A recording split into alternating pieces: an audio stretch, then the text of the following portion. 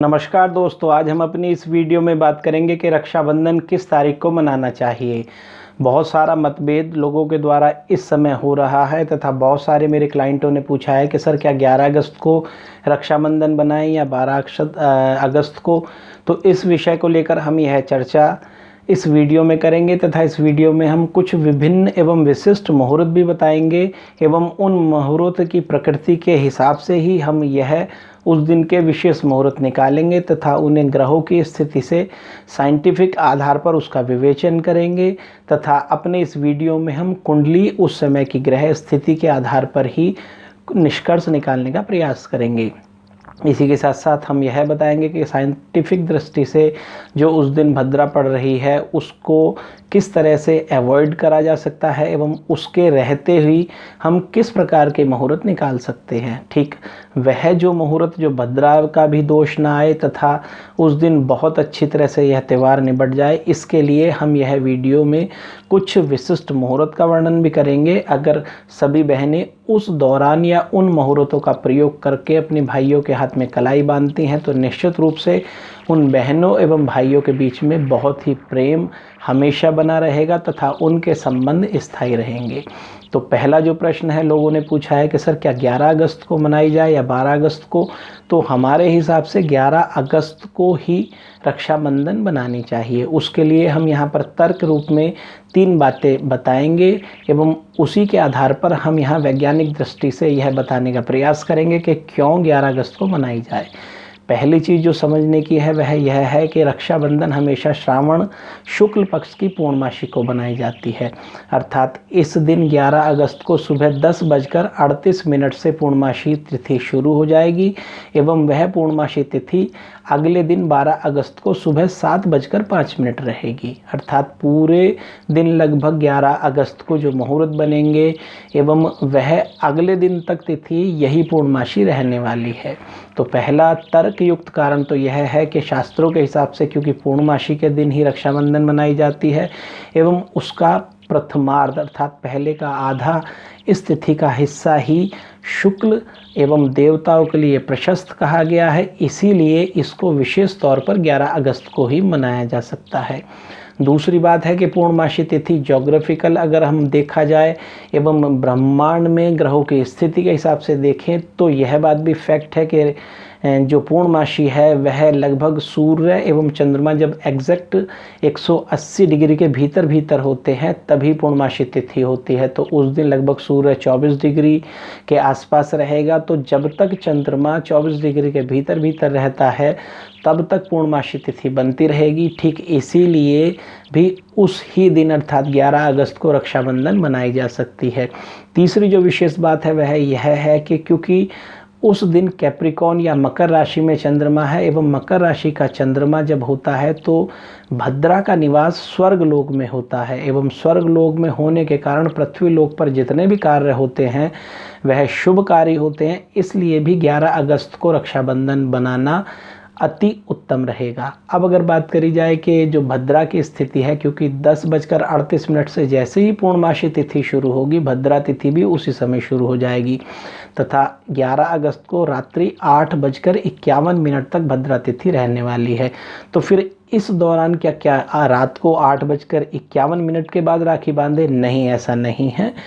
कायदा तो यह कहता है एवं शास्त्रों के हिसाब से भी यह बात सर्वविदित है कि लगभग जब भद्रा का आरंभिक मुख होता है वह उसकी 5 घटी तक रहता है, जबकि उसकी पूंछ 3 घटी तक रहती है, अर्थात टोटल भद्रा का प्रभाव 8 घटी तक रहता है एवं इन 8 घटी के दौरान जो उसका आरंभिक हिस्सा 5 घटी का है वह भद्रा का मुख होता है, जबकि 3 घटी में भद्रा की पूंछ होती है। भद्रा का मुख अधिक खतरनाक कहा गया है, जबकि भद्रा की पूंछ में शुभ कार्य करे जा सकते हैं। तो अगर तर्कयुक्त बात देखी जाए तो 10:38 से अगर हम भद्रा की 5 घटी और जोड़ लेते हैं तो वह 2 घंटे की बैठती है, अर्थात 12:38 तक यानी 12:38 तक अगर कोई मुहूर्त बनता है तो वह अशुद्ध मुहूर्त होगा एवं उसको नहीं माना जा सकता। तो पहला मुहूर्त अगर हमें निकालना है तो वह हर हालत में 12:38 के बाद निकलना चाहिए। लगभग 5 घटी के बराबर, क्योंकि 2 घंटे होते हैं इसीलिए अगर हम 10:38 में 2 घंटे जोड़ लेते हैं तो 12:38 बनते हैं एवं 12:38 के उपरांत जो मुहूर्त निकलेगा वह अब समझिए कि किस मुहूर्त में यह त्यौहार या पर्व अच्छा होता है। तो पहली चीज़ यह है कि भाई बहन का रिश्ता क्योंकि स्थायी है तो इसीलिए यहाँ पर हमें इस रिश्ते को जितना यह स्थिर हो जाता है उतना ही मजबूत होता है। ज्योतिष में 3 प्रकार के मुहूर्त निकाले जाते हैं एवं 3 प्रकार के लग्न होते हैं। कुछ लग्न चर होते हैं, कुछ स्थिर होते हैं एवं कुछ दुस्वभाव होते हैं। चर लग्न में हर वह कार्य किया जाता है जिसे गति देनी होती है, स्थिर लग्न में हर वह कार्य किया जाता है जिसे सॉलिडिटी देनी होती है एवं दुस्वभाव में हर वह कार्य किया जाता है जिसे आरंभ में कर बाद में बंद करना होता है।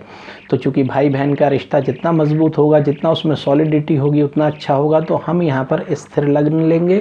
एवं स्थिर लग्नों की अगर स्थिति देखी जाए तो सबसे पहला स्थिर लग्न जो दोपहर को बनेगा वह 1:15 बनेगा, अर्थात 1:15 से यह मुहूर्त रक्षाबंधन का सबसे पहला शुरू होगा। तो 1:15 से जो लग्न बनता है वह स्कॉर्पियो या वृश्चिक लग्न बनता है। यह स्थिर प्रकृति का लग्न है एवं यह रक्षाबंधन के लिए राखी बांधने हेतु सर्वश्रेष्ठ मुहूर्त कहा जा सकता है। तो 1:15 से लेकर यह दोपहर 3:28 तक रहने वाला है। एवं अगर इस लग्न मुहूर्त की बात करी जाए तो इसमें कुछ ग्रह स्थिति हम यहाँ स्क्रीन पर दे रहे हैं। आप समझिए कि स्क्रीन पर अगर आए तो जो वृश्चिक लग्न बनता है उसमें वृश्चिक लग्न का जो लग्नेश है, क्योंकि वृश्चिक का लॉर्ड मंगल होता है, वह अपने लग्न से सप्तम हाउस में बैठा हुआ है। आप ये जो कुंडली मैंने स्क्रीन पर दी है इसमें देख सकते हैं।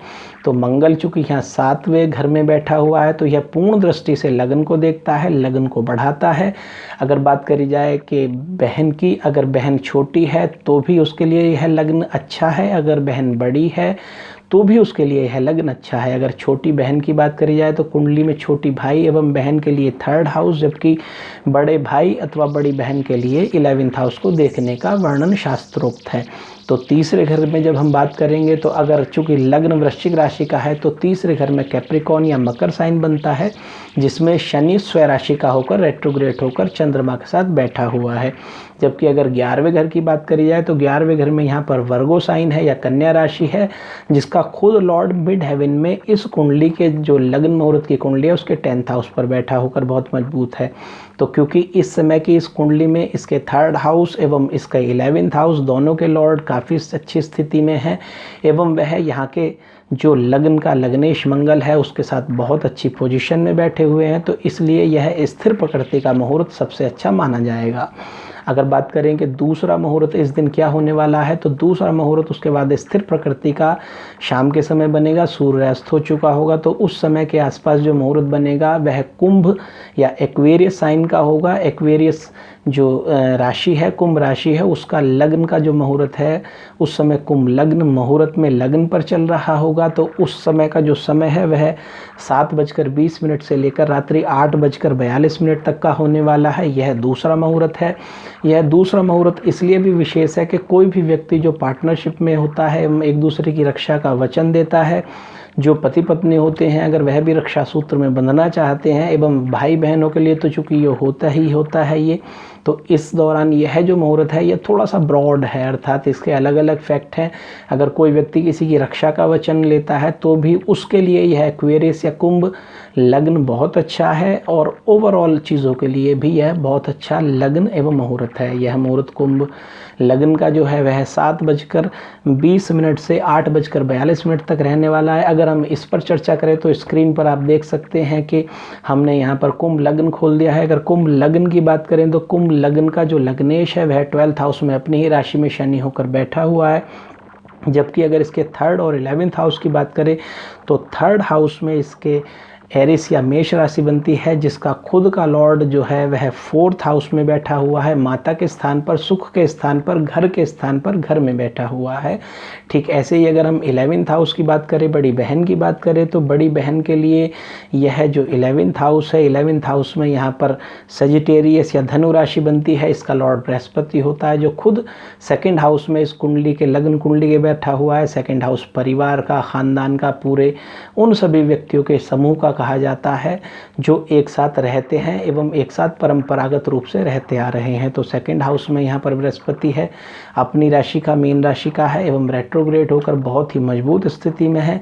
एवं यहाँ पर यह जहाँ एक और लग्न को ताकत दे रहा है, वहीं यह थर्ड और 11th हाउस दोनों को ही एक साथ मजबूती देता है। तो यह ओवरऑल जो कुंभ राशि का लग्न है, यह दूसरा स्थिर लग्न है एवं यह भी सर्वश्रेष्ठ मुहूर्त राखी बांधने के लिए उस दिन है। अगर बात भद्रा की करी जाए तो हमने पहले ही आपको बता दिया है कि भद्रा का जो दोष है वह लगभग 12:38 तक ही लगेगा, उसके उपरांत नहीं लगेगा। ठीक एक और बात है, वह यह है कि कैप्रिकॉन साइन में जो चंद्रमा है, मकर राशि में जो चंद्रमा है, मकर राशि में जब चंद्रमा होता है तो भद्रा हमेशा स्वर्ग में निवास करती है एवं शास्त्रों के हिसाब से स्वर्ग में रहने वाली भद्रा पृथ्वी के लोगों को अधिक शुभकारी है एवं मंगलकारी है। तो यहाँ पर उस दिन के हिसाब से अगर हम दूसरे हिसाब से जिस बात को प्रमाणित करें तो वह भी यही है कि भद्रा का दोष केवल 12:48 तक है। ठीक दूसरे प्रकार से भद्रा का दोष नहीं है, क्योंकि कैप्रिकॉन या मकर राशि में चंद्रमा होने पर भद्रा का निवास स्वर्ग लोक में होता है, इसलिए भी उस दिन दोष नहीं है। ओवरऑल अगर बात करी जाए तो 11 अगस्त 2022 को रक्षाबंधन मनाना अति शुभकारी होगा। मैं आशा करता हूँ मेरी वीडियो आपको अच्छी लगी होगी। उन सभी बहनों को बहुत बहुत शुभकामनाएं जो अपने भाइयों के हाथों में कलाई बांधेंगी एवं आप सभी लोगों को रक्षाबंधन की हार्दिक शुभकामनाएं। नमस्कार।